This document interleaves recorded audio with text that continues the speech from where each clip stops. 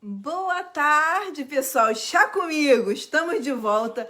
Hoje nossa live vai ser com a nossa convidada, Fernanda Peixoto, psicóloga. O nosso assunto hoje é: você tem filho adolescente? Como é que tá a sua vida aí? Tá difícil? Vem comigo, vem comigo. Nós vamos conversar sobre isso. Mas antes de tudo, eu preciso agradecer as minhas amigas do grupo Miga Sua Louca! Pra quem não conhece, esse é um grupo só de meninas e é assim, o nome é esse, Miga Sua Louca! Muito obrigada, meninas, por você estar fazendo parte aqui, por vocês estarem aqui fazendo parte da minha live, desse nosso projeto, meu e da Cíntia. Estamos empenhadas a melhorar a cada dia, vocês não podem perder. Miga minha louca! Miga sua louca! Minhas vaquinhas queridas! É assim que elas se chamam, gente. Não estou xingando nem ofendendo. É assim que as meninas se chamam dentro daquele grupo. Vou fazer o quê? Pois bem, hora de começar nossa live. Nosso assunto: adolescentes, mais conhecidos como aborrecentes. Uma coisa eu posso te dizer, respire fundo.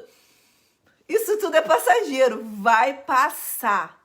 Vai passar. Aqui em casa eu chamei essa fase de fase do monstro.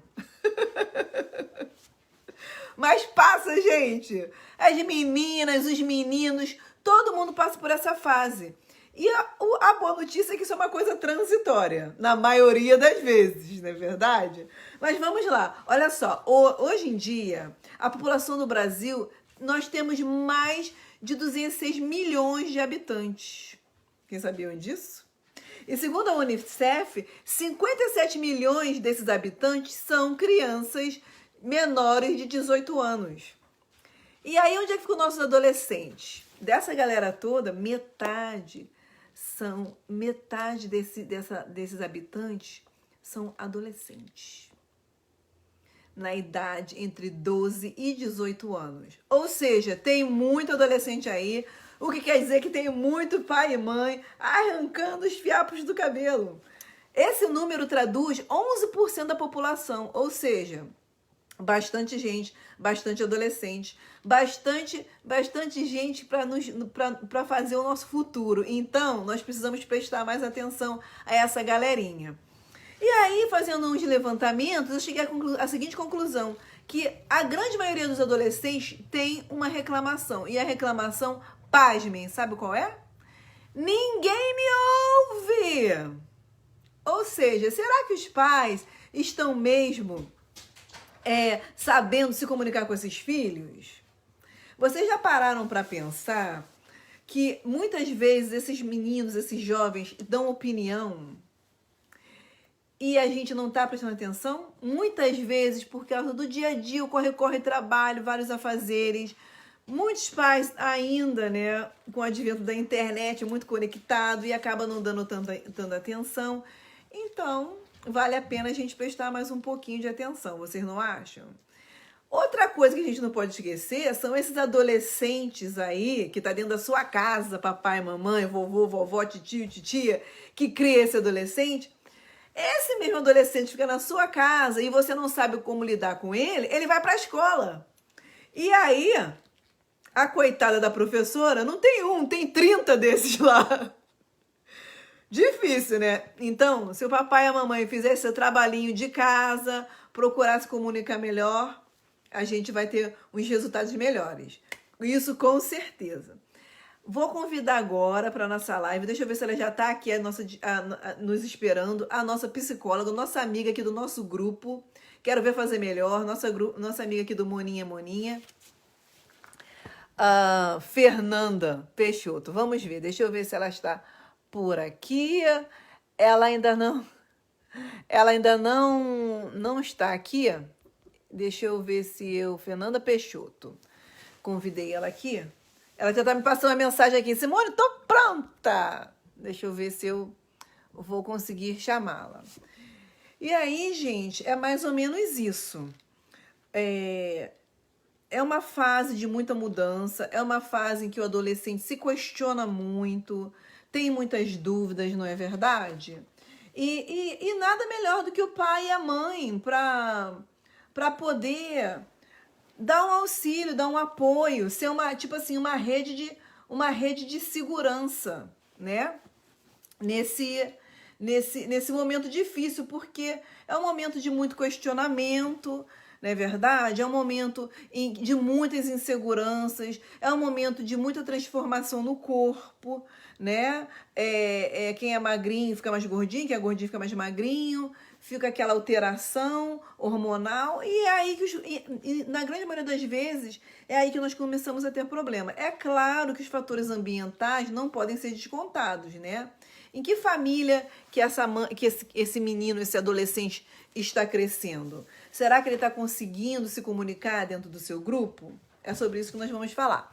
Deixa eu ver aqui se eu consigo chamar a Fernanda. Ela já convidei, mas ela não está conseguindo se conectar com a gente. Mas espera aí, gente, deixa eu dar só uma olhadinha aqui, ver o que eu posso fazer para trazer a Fernanda aqui para o nosso... Ah, legal, ela já está assistindo. Acho que agora eu vou conseguir trazê-la. Olha ela aqui. Beleza, beleza. Oi, Fernanda.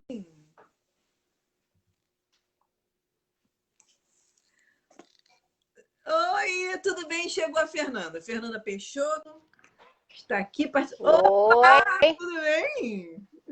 tudo bem? Tudo ótimo. Cheguei, consegui. Chegou. Eu estava aqui falando, dando uma introdução aqui no nosso assunto, né? Comecei falando que fiz uns levantamentos e a grande maioria dos adolescentes tem uma reclamação do tipo, ninguém me ouve. Não é verdade? E, gente, vocês que não conhecem, essa Fernanda Peixoto, psicóloga, está aqui hoje com a gente para conversar Olá. desse assunto que é mães de adolescentes. Essa fase difícil, de muitas transformações, não é verdade?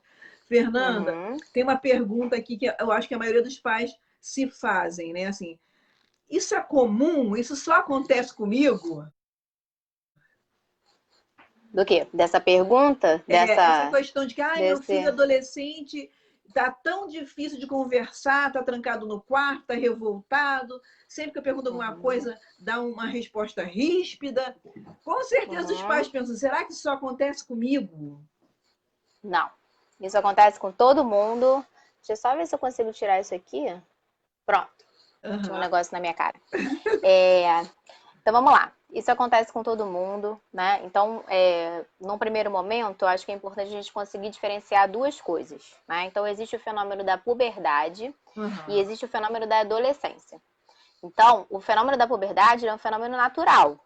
Então, é questão hormonal, né? Então, vai chegando na idade, e aí de 12 a 18 anos, normalmente, né? A OMS, se eu não me engano, vai de 13 em diante, mas no geral é de 12 a 18 anos, que se considera adolescência, que tem o período da puberdade, do hormonal mesmo, né, em que aflora, explode, né? Então, assim, todo mundo que está se questionando quanto a isso, pelo menos as mães biológicas, né, passaram por um fenômeno hormonal, por exemplo, na gravidez, né? Claro. Então, a gente sabe, a maioria de nós, né, sabe o que é isso. Então, essa explosão de hormônio.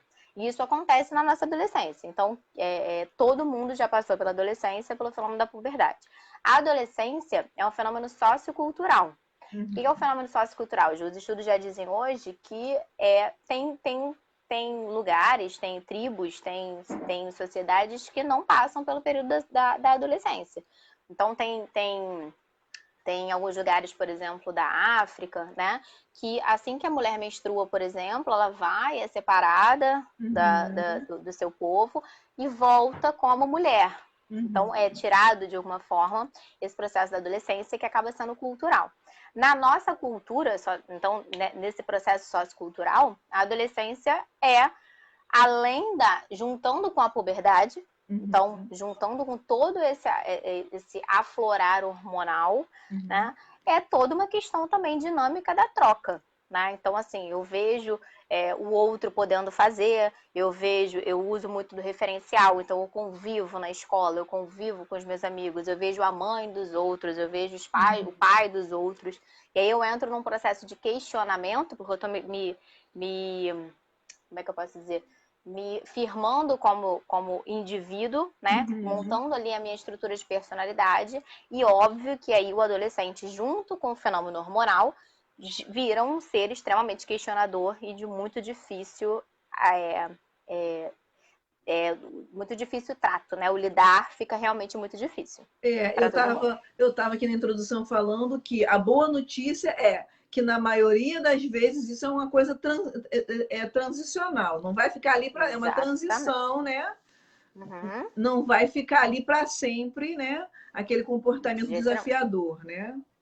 Porque na verdade é um período mesmo, é isso, né? Então, assim, além de tudo, tem uma questão hormonal muito forte, né? A puberdade enfim, tem características muito fortes. Então, obviamente, a gente já sabe, né? Então, sei lá, no período menstrual, meu Deus, eu quero matar todo mundo, né? Então, tipo, são os hormônios agindo. Então, obviamente, né, o adolescente tem isso também, e aí junta com e aí junta até com várias coisas assim, né? Você possivelmente já se ouviu, é muito chato, aborrecente, etc, etc. Então se compra essa ideia mesmo. Né? E o incrível, o que é bom falar, que nesse ponto, né, da adolescência, eu acho que as meninas, de uma certa forma, têm uma coisa positiva, porque todo mundo entende, né? Menstruou, menstruação, TPM, então, hoje ela está aborrecida, está naqueles dias. E o menino, coitado, como é que fica, né?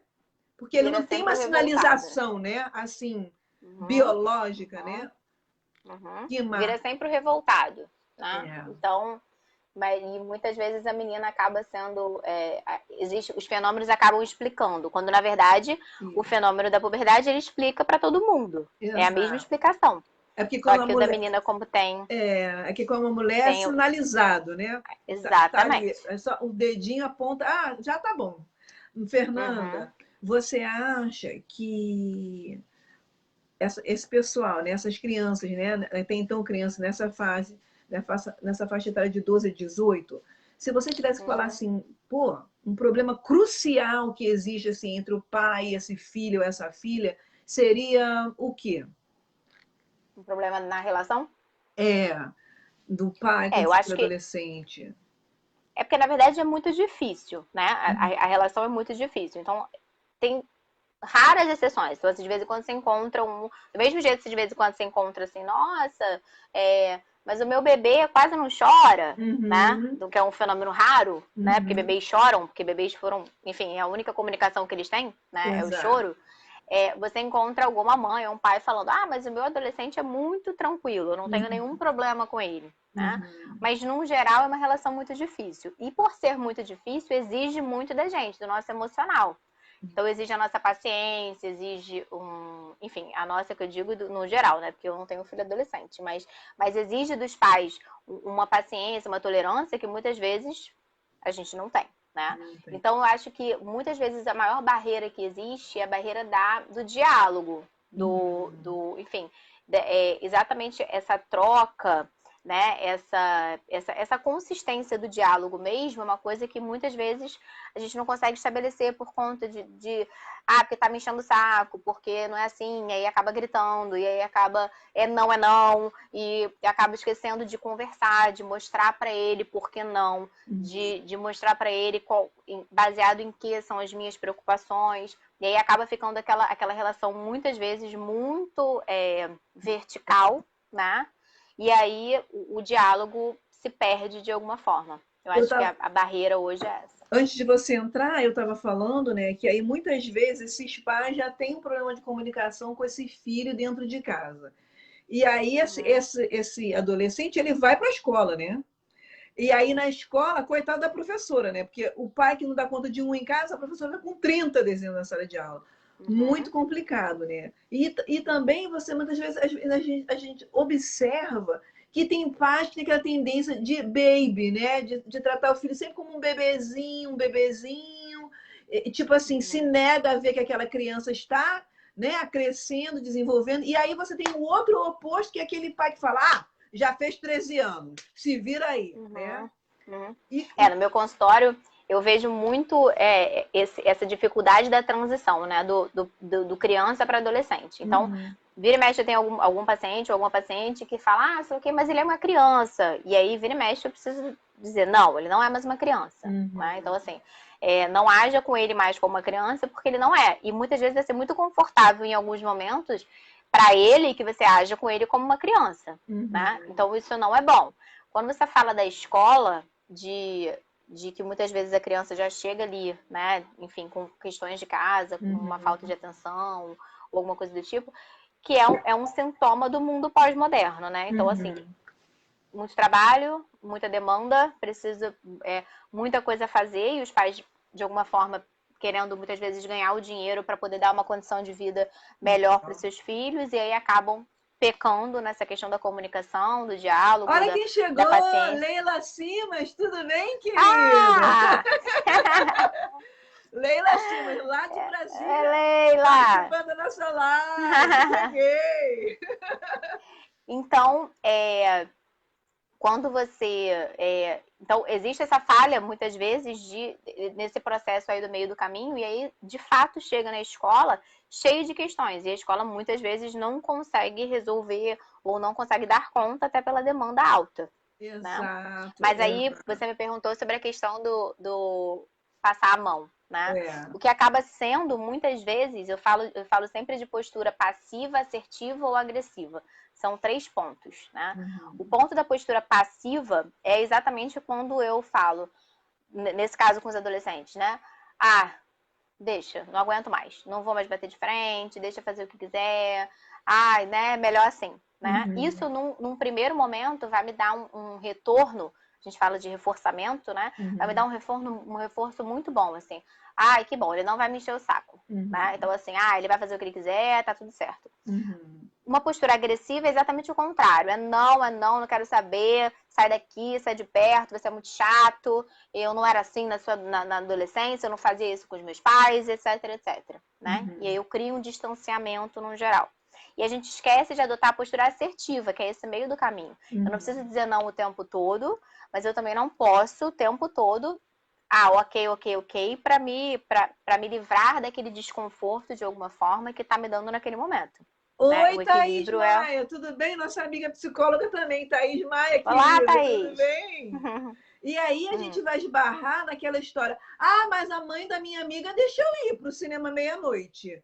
Ah, o pai do meu amigo deixou ele ir viajar com os amigos no final de semana, né? E São aí os a gente efeitos chega... comparativos, né? Que eu falei, sociais. Isso, né? isso. A gente também e aí, vai... quando você entra nisso, aí é que se dá mesmo importância. Aí entra, de fato, a importância do diálogo, né? Então, assim, tá, mas por que ele foi? Então, assim, cada família é uma família, cada mãe é uma mãe, cada pai é um pai, cada filho é um filho. Então, assim, por que ir? Por que não ir? Quais são as razões? Eu sei que é difícil, parece muito utópico, né? Muito, nossa, que cenário ideal, né? Exato. Mas, assim, é difícil, mas é importante que a gente tenha um norte para entender que a gente precisa sair dos extremos, né? Claro. Então, beleza, já que ela foi, a amiga foi, então vai, e não me interessa, você não vai, porque quem manda sou eu. Que é um padrão comum que acaba se adotando na adolescência, né? Quando você tem filho adolescente. Exato. A gente passa, quer dizer, né? No dia a dia, no nosso dia a dia, né? Nós adultos, a gente vê uns comportamentos que não são legais. E eu já percebi assim, né? Numa forma geral, tem alguns pais, não são, antes de a gente começar, eu estava falando o seguinte, que essa problemática toda do adolescente, eu estava tentando chegar numa conclusão. E isso é coisa do adolescente, esse conflito que existe, né? É uma coisa do adolescente, nananã, ou também é devido a esse pai que não está sabendo perceber que esse filho está crescendo, né? Que ele não acredita mais no Papai Noel, e que a gente vive numa sociedade que a internet está aí, uma porção de informação muito rápida, às vezes informações de péssima qualidade, mas eles acham que sabem tudo, não é verdade? Eu estava tentando fazer um paralelo. Será que isso é coisa de adolescente? ou se também esse pai, que é pai desse adolescente ou dessa adolescente, não está sabendo perceber que, pô, as coisas estão mudando aqui, eu vou precisar me readequar, né? Ou vou precisar aprender, né? Porque a gente que é pai e mãe, a gente não sabe tudo, né?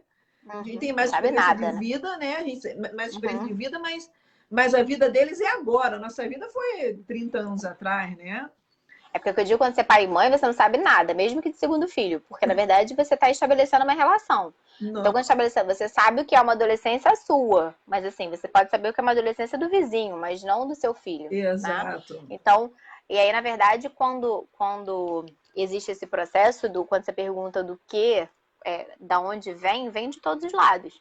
Eu Uhum. vejo muito como um ciclo. Então, essa questão do pai e a mãe muitas vezes não enxergarem ou se recusarem, ou enfim, né, darem outros meios para isso, né, vem muito também de um resultado do quanto se mostra difícil no início, né, do que É. chamam lá, hoje chamam, né, de pré-adolescência, digamos assim, Uhum. tipo, antes da adolescência, eu não gosto muito desse termo, mas, enfim, aquele período em que a criança já começa a demonstrar outros interesses e tudo mais, ela Uhum. começa a ficar, como eu disse, começa a vir as questões hormonais, ela começa a ficar um pouco mais complexa, digamos assim, e Uhum. aquilo é muito desgastante. Então, muitas vezes vai afastando os pais desse nível de responsabilidade, porque é uma responsabilidade emocional muito grande. Então, Uhum. você começa, quando é uma criança, você tem total controle e ali do É. seu lado, né? Então, assim, Só eu vai vou para onde uma você festa, você vai vai. comigo. É. Exatamente. Então, Exato. você vai para, sei lá, para a escola, eu vou levar você. Você vai para comer um lanche, eu vou com você. Uhum. Quando entra na adolescência, os pais entram num processo também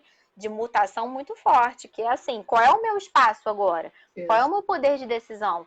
Eu deixo ou não deixo? E as consequências dessa escolha? Então é muito Uhum. difícil também. Então muitas Uhum. vezes acontece esse distanciamento por conta dessa dificuldade dos pais também. Porque muitas vezes a Exato. gente acaba focando tanto no adolescente, focando tanto, e a gente acaba esquecendo Uhum. dos pais, né? Por Aí, isso que é tão gente, importante ter essa consciência. Né? eu vou falar uma coisa para vocês que eu tenho certeza que tem muita gente que vai rir, mas outras vão falar assim, bem que ela tá certa. Olha só, psicólogo não é médico de maluco não, tá, gente? É psicólogo, é médico de gente boa, que quer aprender a lidar com as Uhum, diferenças, se adaptar à sociedade, ao meio que vive, entendeu? Para isso, os uhum, psicólogos estudam 5 anos, mais não sei quantos de especialização, sabe? Porque uhum, ainda existe esse tabu hoje, incrível isso. Você ainda ouve, principalmente as pessoas mais velhas. Psicólogo é médico de rico. Só rico que vai no uhum, psicólogo. Psicólogo é coisa de uhum, maluco. E não, isso uhum, aí está muito longe da verdade, porque se você pensar que nós, seres humanos, usamos um percentual mínimo da nossa capacidade cerebral, imagina, não é uhum. verdade? Eu brinco, eu costumo dizer que o nosso cérebro, muitas vezes, ele é burro. Né? Então ele precisa, é como se ele estivesse ali cru com todas as informações, mas Uhum. não sabe como lidar. E Exato. aí com o processo terapêutico, ele ajuda você, né, Uhum. a agir em cima daquilo. A Né? Leila Então, assim, falou, eu tenho concordo. todas as ferramentas. Exato. Olha a Cláudia Braga, querida, boa tarde, que bom que você está aqui com a gente. Daí, Fernanda, a gente também, eu já percebi, nossa, uma vez eu tive uma experiência que eu falei, meu Deus, eu quero sair correndo aqui. Pai que finge que não vê, tipo assim, como ele não quer. Oi, meninas, oi, Cristina, tudo bem? Bom giorno, querida.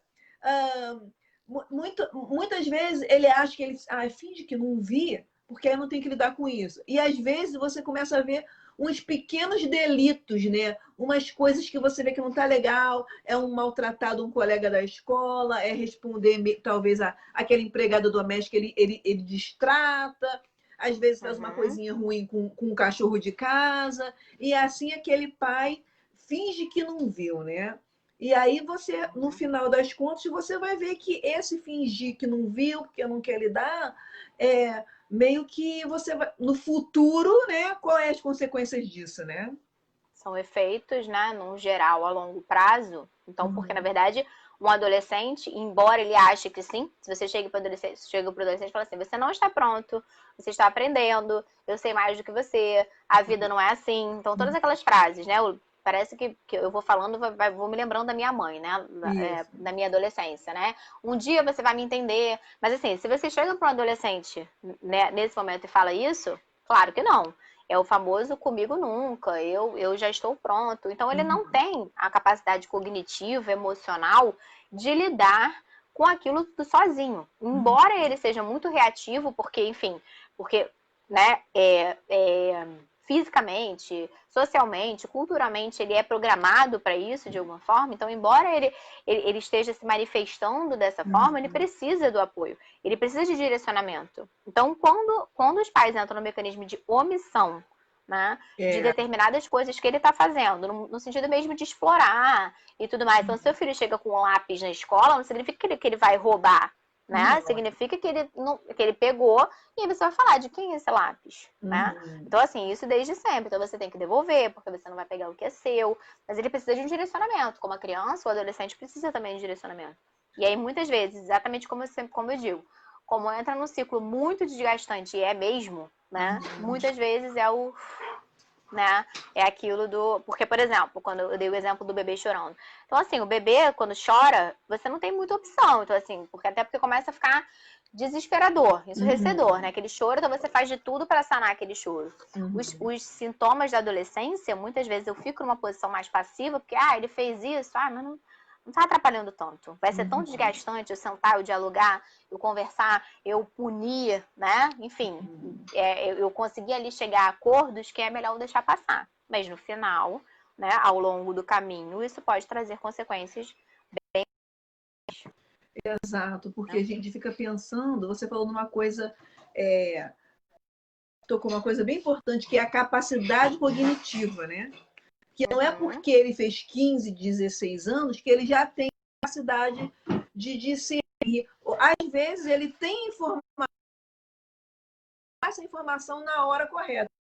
Exatamente. E aí ele você é um ser humano imaturo, né? Exato. 16 anos, imagina. Se a gente for lembrar da gente com 16 anos, quantas escolhas que a gente fez que a gente olha hoje e fala, nossa senhora. E naquela época, minha mãe é muito chata. Que nada. E a gente repete com os nossos filhos. Não vai fazer. Enfim, por isso, mas não vai fazer. Mas não tem maturidade.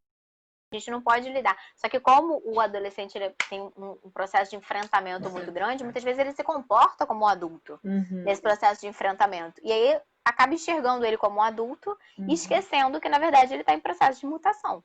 Que cabe a gente direcionar. Sem dúvida nenhuma, esse poder de comunicação tem que ser exercitado, né? Porque como é que você coloca um adolescente desse de 17, 18 anos, vai para uma faculdade, né, um grupo completamente diferente, porque a escola, de qualquer maneira, era bem acolhedora, o seu grupo é aquele sempre mesmo, aí você vai, de repente, para o mercado de trabalho, você vai para uma faculdade, e aí como é que esse adolescente, essa criança, que agora é quase um adulto, se comunica, né? Até mesmo se expressar o que está sentindo nos relacionamentos, que aí vem a fase do namoro, né? E isso sem considerar vários outros aspectos, né? Então, por exemplo, sei lá, tem um adolescente que tem muita espinha no rosto, né? E aí aquilo mobiliza muito. Então, tem um adolescente que, né, gosta muito de estudar, e aí no colégio tem lá os amigos que vão em cima porque gostam de estudar. Então, tem vários fatores aí no meio do caminho ainda que são potencializadores de questões emocionais. Então, olha não só, à toa muito... A Cíntia Santos está fazendo uma perguntinha. Como agir com a disciplina neste momento com relação aos estudos? Por causa do coronavírus, está todo mundo dentro de casa, né? E aí não sabe se joga videogame ou se faz o trabalho de casa. Nesse momento é uma questão bem, bem complexa e diferente do processo natural, fora coronavírus, né? Então, assim, dos meus pacientes adolescentes, eu venho dizendo exatamente, e inclusive para os pais, dessa questão de uma diminuição mesmo no nível de cobrança, porque assim, não tá fácil. Então, para quem está praticando isolamento, né, a gente sabe o quanto vai ficando difícil mesmo. Primeiro, as relações, né? Então, as relações interpessoais o tempo todo se cruzando, a gente não tem aqueles espaços de desafogo. Essa sensação mesmo de que parece que as coisas não vão melhorar, de as pessoas morrendo, as coisas acontecendo, a gente não sabendo como é que vai se desenrolar. Isso pra gente. Então, assim, isso pro adulto já tá uma coisa muito complexa. Imagina pro adolescente, que do nada você não pode sair de casa, você tem que ficar estudando de um método completamente diferente, né? Então, você estudava, você ia pra escola, você se arrumava, você via seus amigos, você tinha um recreio, você voltava, agora você tem que levantar, ficar na frente do computador ou no celular e estudar e ter a hora. Então, assim, realmente é muito difícil. O que eu sugiro, que eu tenho sugerido, é nessa questão da indisciplina, né? Primeiro, é um entendimento, em primeiro lugar. Em segundo, é sentar e criar mesmo estratégias de combinações. Então, como é que vai ser? Sua aula é de tal hora a tal hora. Que horas você vai estudar? Então, a gente pode aqui combinar, e aí você vai ser o seu horário de estudo, e aí depois vai ter o seu horário do videogame, vai ter o seu horário de descansar. E aí, se tudo der certo, no final de semana a gente vai fazer uma tarefa junto, sei lá, você gosta de, sei lá, um cachorro-quente, a gente vai fazer um cachorro-quente. Enfim, trazer para si, porque o momento não é fácil e do mesmo jeito que com adultos está trazendo efeitos emocionais muito significativos a curto, médio e longo prazo, para os adolescentes não vai ser diferente. Então, a gente vai ver aí adolescentes hoje que vão virar jovens adultos com algumas questões, né, vindas desse processo de isolamento e pandemia. Deixa eu dar um alô para os meus amigos assim. Professor de Educação Física, querido Márcio Spiropo.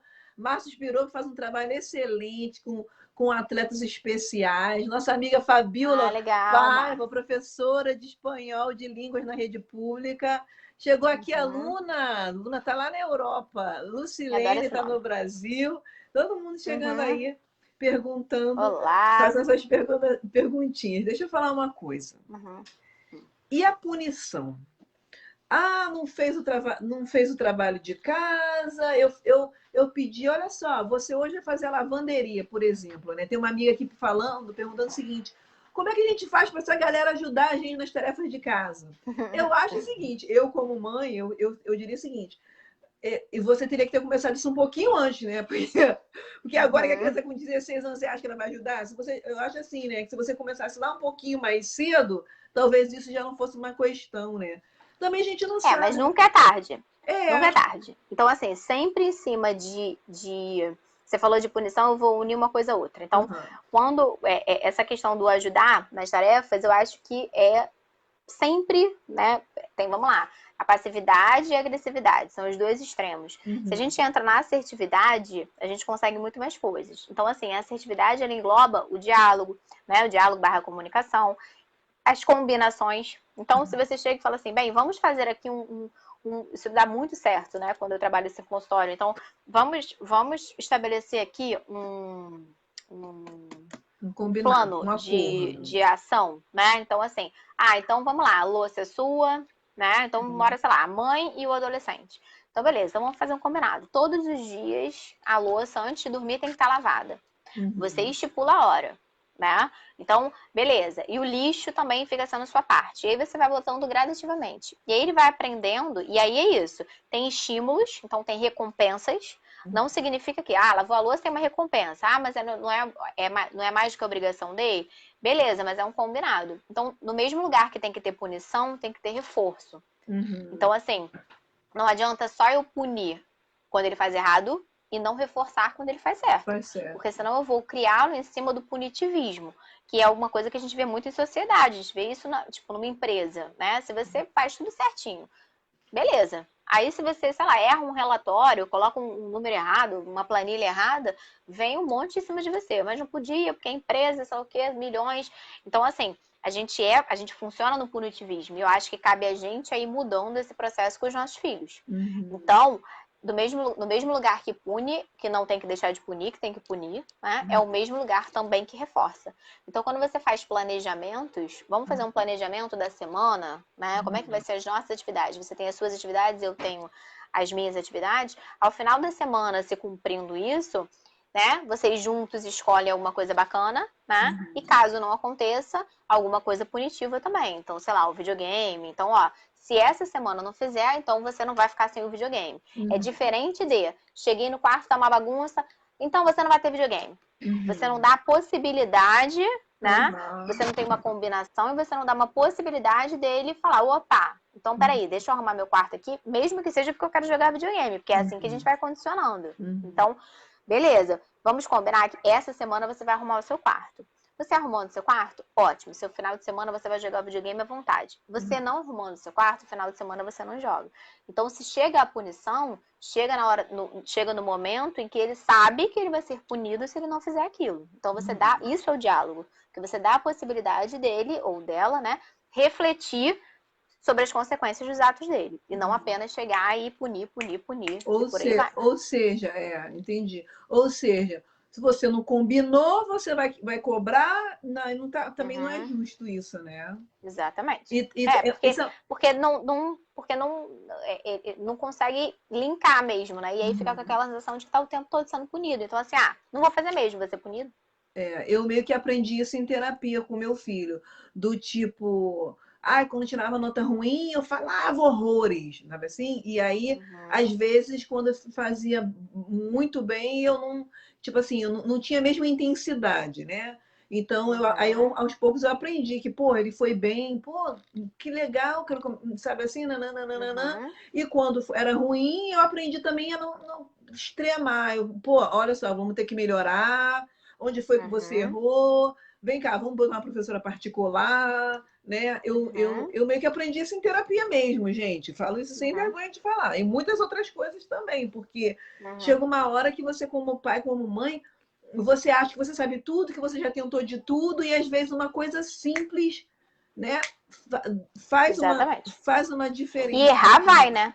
Errar vai. A gente tem que entender que o erro faz parte do processo humano. Exato. Então, e aí o que acontece? Quando a gente tenta estabelecer um diálogo, o erro ele vem muito do diálogo. Então, assim, o erro vem muito dentro desse diálogo. Então, eu consigo ali reverter muitas vezes, porque aí o processo de culpa é muito intenso, né? Então, eu chego, o quarto tá uma bagunça. Aí, o que eu faço? Você é isso, você é aquilo, você não presta pra nada, você não faz nada, você não quer saber da sua vida, você sai do quarto, o coração, ó, né? Eu ia falar disso agora, esse sentimento de culpa que os pais carregam. Começa lá com o bebê pequenininho, aí a mãe tira uma licença maternidade, aí o bebê tem 4 meses, ela tem que deixar aquele bebê se esgoelando, chorando para ir trabalhar. Às vezes tem mãe que tem a oportunidade de começar a trabalhar já lá quando a criança tem 4, 5 anos, mas mesmo assim, né, vai trabalhar, o primeiro afastamento é sempre um drama, um chororô, aí a mãe ali já começa com esse sentimento de culpa. Às vezes são os pais ou uma mãe que cria os filhos sozinha porque o pai abandonou, ou um pai que cria esses filhos sozinho porque as mães ou a mãe abandonou esses filhos, e aí meio que eles levam a vida com esse sentimento de culpa. Aí eu queria que você falasse para mim o quão prejudicial é isso, né? A culpa é uma coisa, é um sentimento que carrega, né? Que a gente carrega desde o dia que nasce em diante. Então, assim, primeiro que a culpa é um processo natural, é humano, né? E é na maternidade ou paternidade, que é um momento de muito amor, né? Então, e muita responsabilidade, a culpa é inevitável. O que a gente pode fazer é diminuir de alguma forma os efeitos dela e conviver com ela. Então, assim, eu atualmente passo por vários processos de culpa com meu filho de 1 ano. Então, o quanto eu tô trabalhando em casa agora por conta da pandemia, então enquanto eu tô aqui dentro, muitas vezes eu escuto o choro dele lá fora, e ele tá com o pai, e enfim, eu preciso me manter, né, nos meus atendimentos e tudo mais, e muitas vezes aqui dentro, ai meu Deus do céu, que mãe horrível que eu tô, meu filho tá chorando e eu tô aqui dentro. Ou então quando eu vou lá fora pegar uma água e ele vem e fica querendo ir pro meu colo, e muitas vezes eu tô correndo, então pego e já entrego de novo. Então, o quanto a gente vai precisando lidar com isso desde sempre. E aí eu sempre lembro dessa história de culpa que da minha mãe. Quando eu tava na faculdade, não sei lá, meus 18 anos, não sei, não me lembro exatamente. E aí, várias vezes eu pedia pra ela me buscar na faculdade. E ela ia de vez em quando, mas normalmente eu saía 10 e pouco da noite, eu pegava um ônibus e ia pra casa, né? Aí tinha vezes que ela dizia não. E aí, enfim, às vezes eu ficava brava, às vezes não ficava. E aí, recentemente, a gente sentou para conversar e ela me falou: se você soubesse o quanto para mim era desesperador todas as vezes que eu falava não vou te buscar na faculdade, porque eu entendia que você tinha que tomar as suas responsabilidades, que eu também estava cansada, já estava de banho tomado na cama, mas eu ficava rezando para a hora que você botasse a chave na porta, porque se acontecesse alguma coisa com você naquele meio do caminho, eu ia, A culpa morrer. seria enorme, né? Porém, é isso. Por outro lado, ela não tinha uma outra opção. O que ela vai fazer? Ela vai me buscar Pra na vida faculdade a inteira. vida inteira? Ela É, vai me buscar no trabalho a vida inteira? Não tem como. Então, em é. algum momento, a gente precisa ir fazendo exatamente. É aquilo, vai para a escola, eu vou seguindo, para ver se Uhum, está olhando para os lados e uhum. tal, mas eu preciso deixar ir. Então, eu Isso. preciso conviver com o processo de culpa e entra muito a terapia, o processo terapêutico, né? É. Porque aí eu preciso começar a conviver com os meus monstros, que vão me Uhum. carregar. Porque são Exato. escolhas o tempo todo. Exato. A Thaís está falando usar reforço diferencial e punição negativa. Uhum. É É, que foi verdade. aquilo que eu falei naquela hora, Esse né? processo aí para os pais, eu acho que é mais dolorido para os pais do que para o próprio adolescente, né? Porque na Uhum. realidade essa é uma questão do pai, da mãe, né? E não do adolescente, né? Uhum. É, porque a gente sofre muito, né? Então, o pai e a mãe, eles estão ali no. É um amor incondicional e você não pode pegar, botar debaixo das suas asas e até, sei lá, até fazer 50 anos. Então, Uhum. vai chegando com o tempo, isso, a autonomia, ela vai se dando ao longo do tempo mesmo, desde que nasce. Então, no início fica muito no seu colo, depois já fica mais pra engatinhar, depois já quer andar, aí depois já quer ir pra festa, já quer brincar no play com os amiguinhos, aí depois já quer ir pra uma festa. Mãe, ó, não me deixa na porta não, que eu tenho vergonha. Uhum. Ou seja, vai encontrando aí os avanços de autonomia, que se a gente não vai se preparando, a gente chega na adolescência completamente despreparado, Uhum. cria um mecanismo de prender, né? Tipo, enfim. E aí isso, obviamente, acaba desencadeando vários processos à frente, né? Exato. Uma das minhas amigas, quando eu anunciei que, né, que o nosso assunto de hoje seria esse, eu conheço ela muito, muito, muito, muito minha amiga. E a filha dela já passou da adolescência, mas agora, é, por algum motivo, agora ela engravidou e a mãe está triste, aberta com isso e tal, parou da faculdade e tal.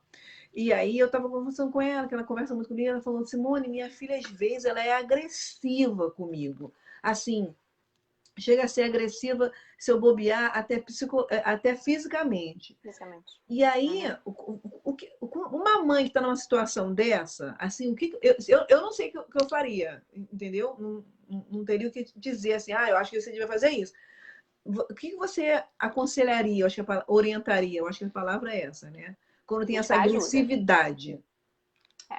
Primeiro buscar ajuda, porque assim, alguma coisa enfim, fazendo com que com que a filha, né, tenha mecanismos de agressividade que muitas vezes não tem nem a ver com a mãe, né, Uhum. diretamente. E aí acaba desaguando de alguma forma, mecanismos de frustração, de angústia, de dor. Então não sei exatamente a idade dela, se ela queria engravidar, o quanto isso aí tá pesado na cabeça dela, né? Uhum. E a mãe buscar ajuda para criar os mecanismos mesmo de aproximação. Porque tudo Uhum. que ela quer, com certeza, é ajudar a filha dela. Mas muitas vezes a gente está tão fragilizado naquela relação que a gente não consegue, né? Eu sempre digo que a gente não pode oferecer o que a gente não tem. Então, se a Uhum. minha energia está lá embaixo, eu não consigo oferecer para o outro para a gente poder melhorar a nossa relação. E aí Uhum.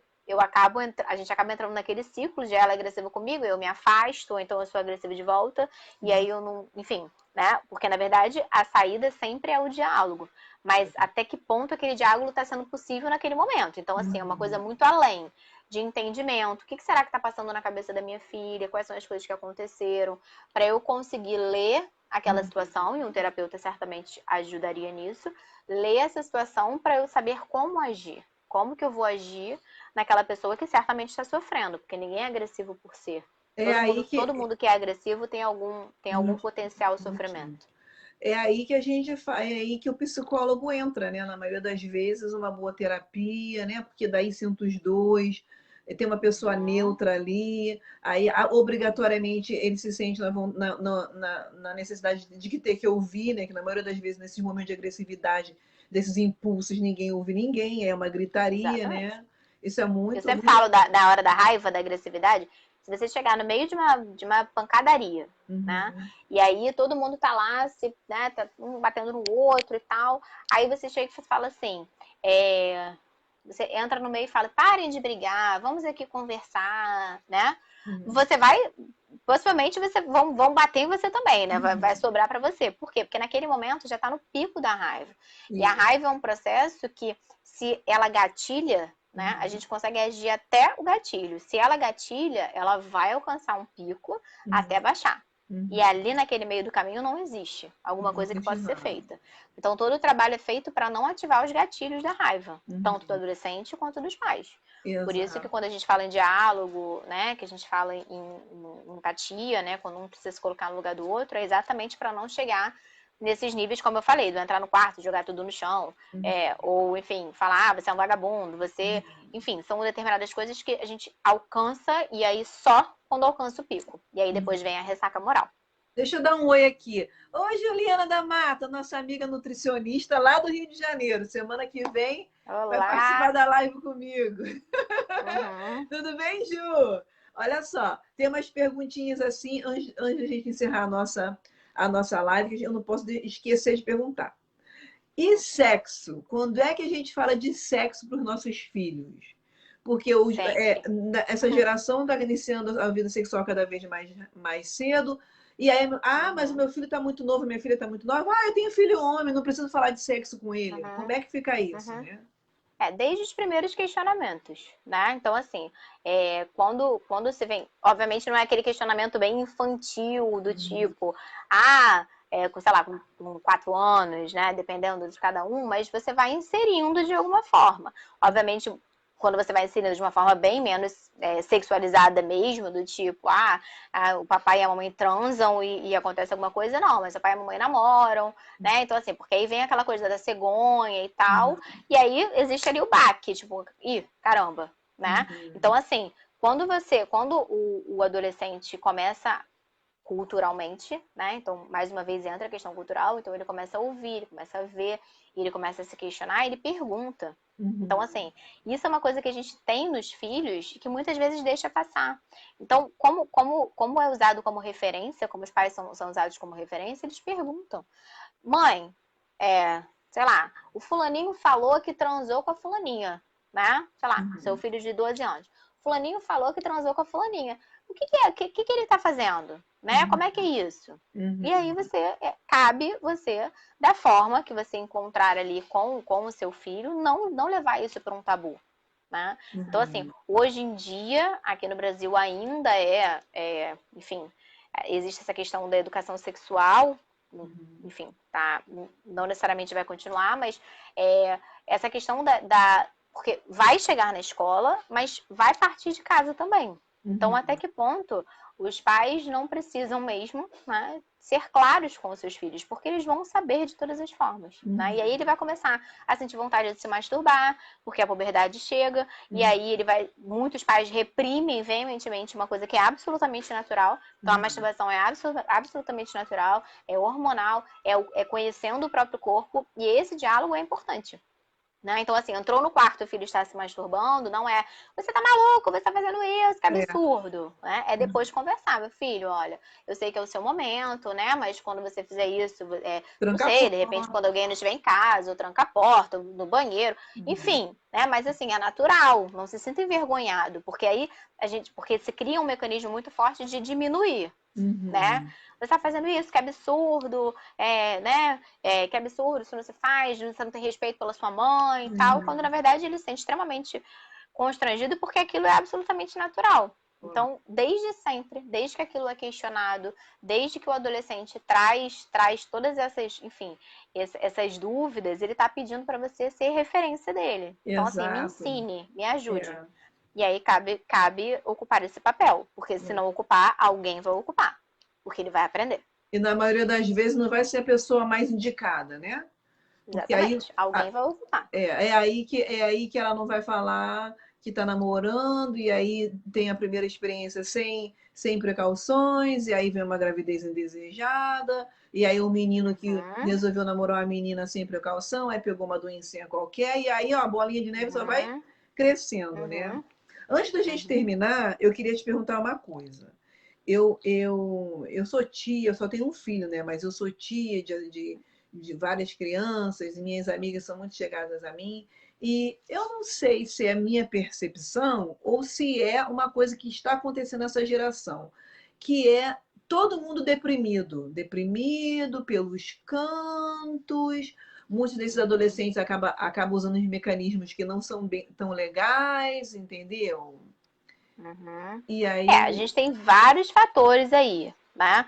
Então, assim, o primeiro é que hoje a gente dá nomes. Uhum. Então, hoje, atualmente, as coisas elas têm muito mais nome. Então, hiperatividade, transtorno de déficit de atenção e hiperatividade, dislexia, autismo, depressão. Então, assim, são coisas na infância que, enfim, hoje se dá mais nomes. Essa é a primeira coisa. A segunda é que a gente está vivendo num mundo muito enlouquecido. Então, esse nível de cobrança, as redes sociais, né? Então, as mídias sociais mesmo, a questão mesmo da competitividade, de comparação, os pais, né, trabalhando mais no geral, e aí os filhos mais sozinhos, né? Então, assim, ou então muito atarefados, então tem a escola, tem a natação, tem a capoeira, tem o curso de inglês, aí tem que estudar, aí vai chegando, e aí chega num processo lá para os seus 16 anos, você tem que começar a pensar mesmo o que você vai fazer para sua vida inteira. Então, pelo menos aqui no Brasil. Então, assim, o que você quer ser? Você quer médico? Você quer ser engenheiro? Você quer ser... E aí, às vezes, eu não sei, e aí eu começo a entrar naquela, meu Deus, mas eu não sei o que eu quero ser. Então, assim, são muitos fatores do mundo atual que ajudam a esse processo mesmo de isolamento, de não pertencimento. Então, o que eu vejo mesmo de adolescente falando, eu nem sei o que eu tô fazendo aqui, eu não sei qual é o meu lugar, né? Eu não sei, eu não tenho amigos. Então, assim, o processo de não pertencimento, ele é muito forte, né? A questão do bullying também, né? Que é um fator bem desencadeante nisso. Então, são vários fatores que fazem com que deprimam mais e que se dê esse nome. Olha só, tem uma última pergunta aqui da Leila. A partir de que idade isso pode acontecer com relação a masturbar, a criança se masturbar? Ela tá perguntando. Então, depende muito, né? Porque depende muito dos hormônios da puberdade. Do mesmo jeito que tem meninas que menstruam com 10 anos, né? Tem meninas que menstruam com 13, com 14, às vezes, com 12, né? Então, a mesma coisa para o homem, como é aquilo que a gente conversou. Como a mulher tem uma coisa bem específica, a menstruação é um marco, né? Do menino, não. Então, assim, o homem, o menino, ele vai explorar o órgão sexual dele, assim como a menina, desde sempre. Então, assim, o meu filho de 1 ano, ele adora colocar lá a mão no piruzinho dele, né? E tipo, o que é isso? Né? Ele coloca a mão, puxa a pele, né?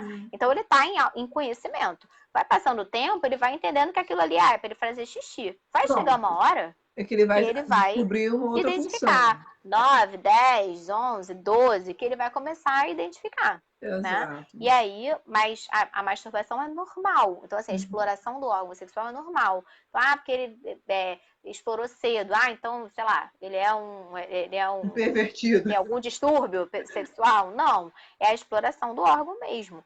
E assim, desde que nasce até a fase adulta, a gente está se conhecendo. É a até curiosidade, sempre, né? Mas a gente está se conhecendo mais intensamente. Então acaba sendo natural. É muito comum os pais falarem assim, esse menino, essa menina não para de me perguntar, me enche de pergunta. Eu já não tenho resposta para dar. Onde eu vou tem pergunta.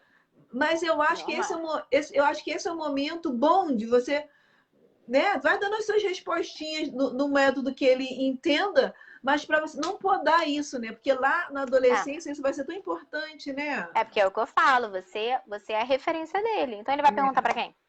Então ele vai perguntar para você.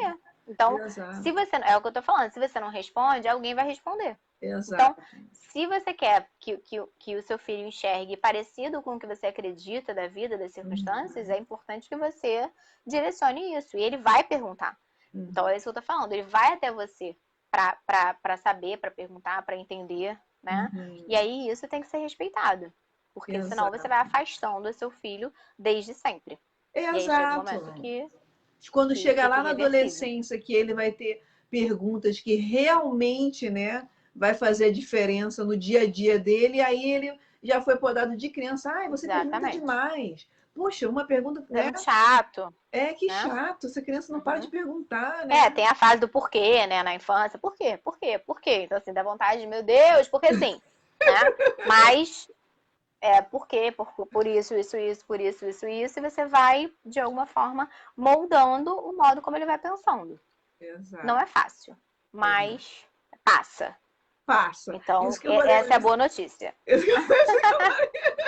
isso que eu falei da live. Passa, gente. Não, A boa não, notícia é essa. não. Passa, e aí ele vai, depois que passa, ele ainda vai entender tudo que você fez. Então ele vai falar, poxa, mãe, poxa, pai, aquilo ali você tinha razão, É, né? é, Então, porque fica tudo muito mais cristalino. exato. Ser pai, essa tarefa de ser responsável por alguém, ser pai, ser mãe, mesmo que não é pai, não é mãe, mas é uma mãe, né, biológica, mas que é uma mãe Sim, da criação. adotiva, ou é uma avó Uhum. que está criando esse neto porque por algum motivo a mãe precisou trabalhar e ela está cuidando, né? Às vezes é Sim, uma qualquer filha pessoa que ocupe esse espaço mesmo de da educar.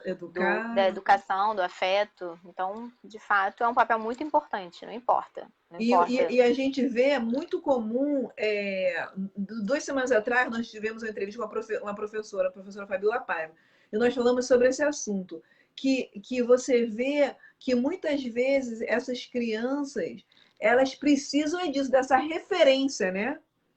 Claro. Não, essa pessoa aqui, poxa, quando eu crescer eu quero ser igual a ela, ou mesmo um lugar de que ela encontra um acolhimento, né? Isso Uhum.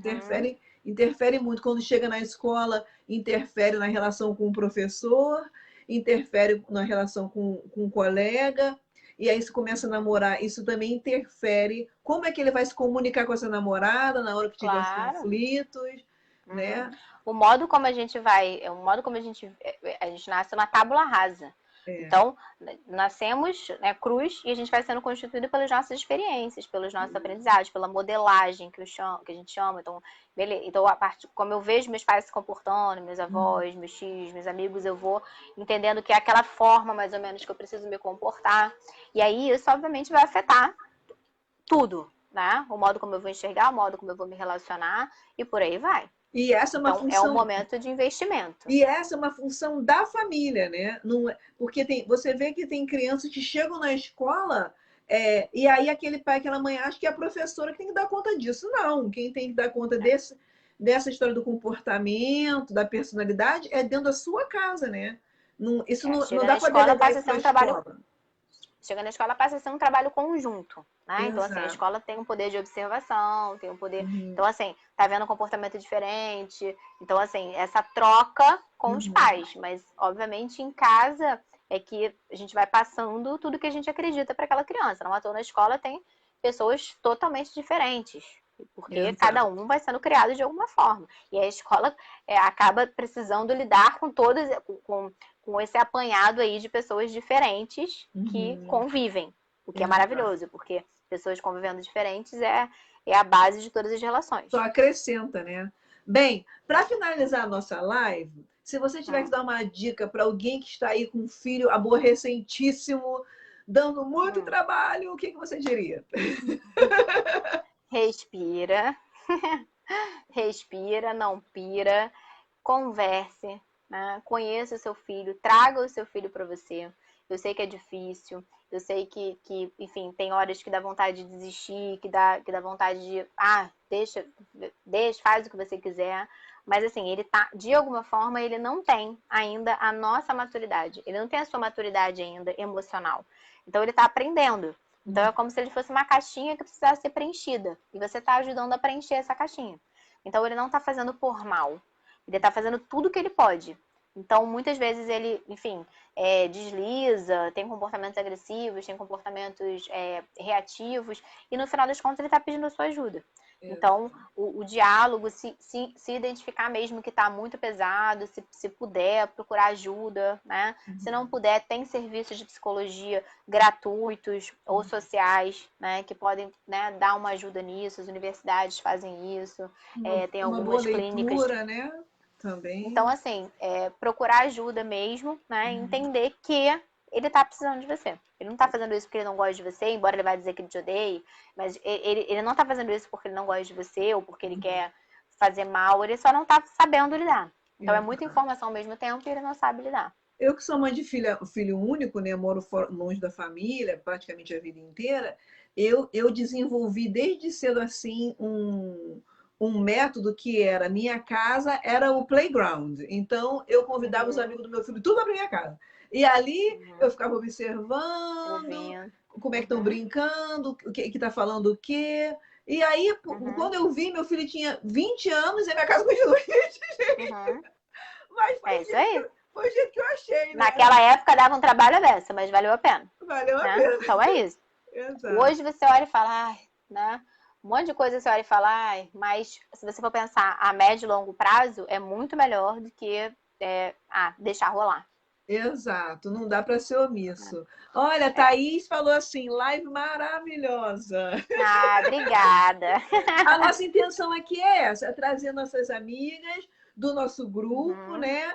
E a gente trocar informação. Claro que cada uma tem uma profissão, e aí cada uma doou uma horinha do seu tempo para vir aqui esclarecer, conversar, bater um papo, né?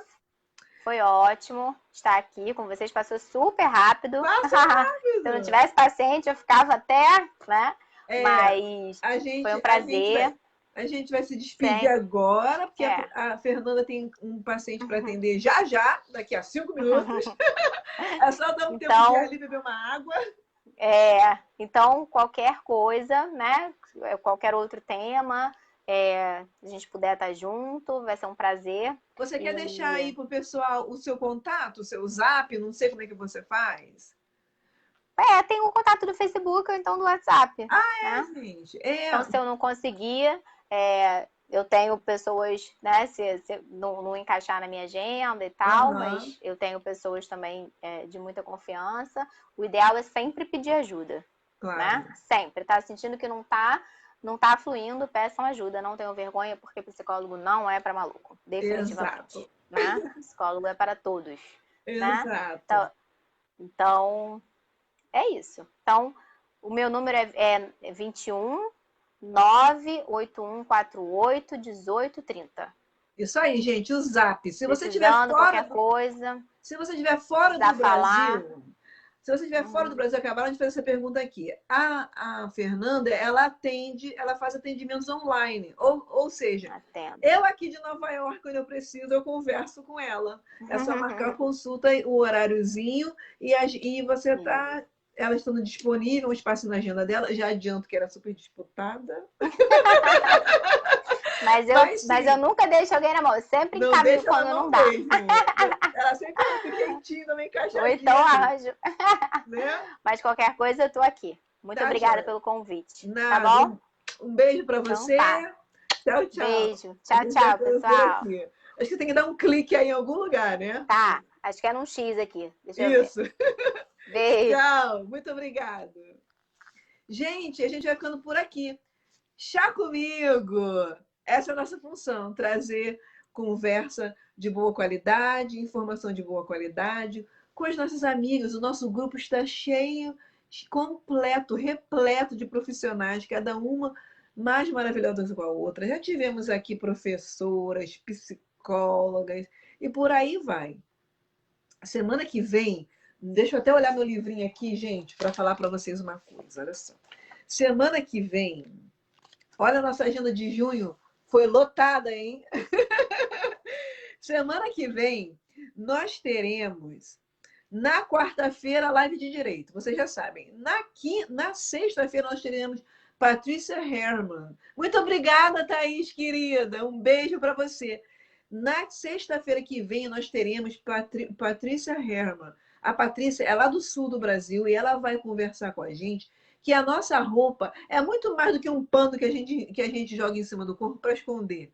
A nossa roupa traduz o nosso estado de espírito, a nossa meta, o nosso estilo. E é mais importante, ela manda-me uma mensagem. Será que você está se vestindo adequadamente com a mensagem que você quer passar? É sobre isso que nós vamos falar na sexta que vem. E no domingo, dia 5, vocês não podem perder. Minhas amigas que têm filhos especiais, sobrinhos, afilhados especiais, eu vou conversar com uma mãezinha, o nome dela é Patrícia. Ela tem uma filhinha especial, muito especial, mais do que especial, de 6 aninhos. E ela vai vir conversar com a gente como é ser mãe de uma criança especial. e qual os obstáculos que ela enfrenta na educação dessa criança no Brasil. O Brasil ainda está deixando muito a desejar na educação das crianças especiais. Vocês não podem perder, tá bom? Vou ficando por aqui. Um beijo, Leila, querida. Thaís, muito obrigada. Fabiola, muito obrigada, Thaís. Juliana, gente, a Juliana é nutricionista. Juliana vai estar com a gente no dia 17 de julho e dar umas dicas para as mulheres. O que você deveria estar comendo que você não tá, para deixar você poderosa. Fátima, querida, tudo bem? Luna, muito obrigada por você ter estado aqui com a gente. Patrícia, Lucilene, Cíntia, Márcio Spiropo, Rose Carluccio, Cristiana Silvia, querida, você está sempre aqui comigo, muito obrigada. Todo mundo, Cláudia Braga, querida, muito obrigada. Sidney, muito obrigada. É muita gente para eu dar um obrigado, mas eu quero agradecer a todo mundo, em especial as minhas amigas do grupo Miga Sua Louca! Vocês são demais. Beijo para todo mundo. Bom final de semana para vocês. Eu vou ficando por aqui. Tchau.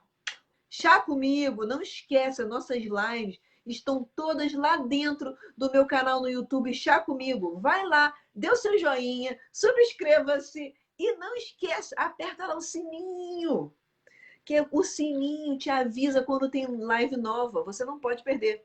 Um beijo. Tchau, tchau, gente. Bom final de semana. Tchau.